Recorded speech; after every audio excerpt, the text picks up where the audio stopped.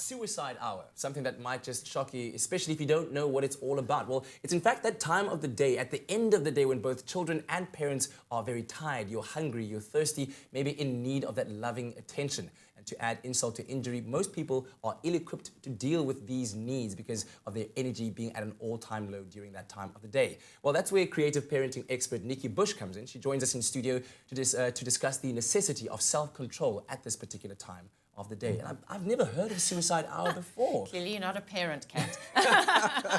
So tell us more about it and how it affects parents. Well, if you just think about the shops between 5 and 6 at night and watch children and parents at that time interacting, it's often not a pretty sight. Because at that time, parents become shouty and they don't read their children's needs that well because they themselves are tired. That's true. And children, on the other hand, are starting to whinge, whine and complain because they're tired, hungry, thirsty. They want to go home. And more than anything else, at this point in time, children want you. You are the brightest crayon in the box. Wow. And no matter what you do, you are still the person they want. But what we tend to do is try and tell them to go away, because we want to be left alone, because we are feeling so exhausted. Yeah. So how do parents then turn that around and turn these, emotions of irritation into a possible opportunity to strengthen family bonds and, of course, the link with their children?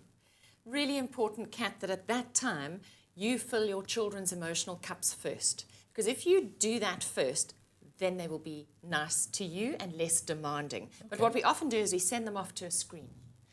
Or we just engage in the fight. And that doesn't make for happy memories. No. So we have to be constructive. We're the ones who build the emotional bridge to our children, so that one day when they're teenagers, there will be an emotional bridge for them to walk back over. Yeah. So be a little bit more fun. And when you're in the car coming back from work and you're about to see your children, get your head into the game. You might want to breathe a little bit, get back into your own body, feed yourself, drink and eat. Don't arrive home hungry and thirsty yourself. Wow. And actually start thinking about and getting excited about being with your children, because that look on your face, your children get it straight away the minute you walk into the room.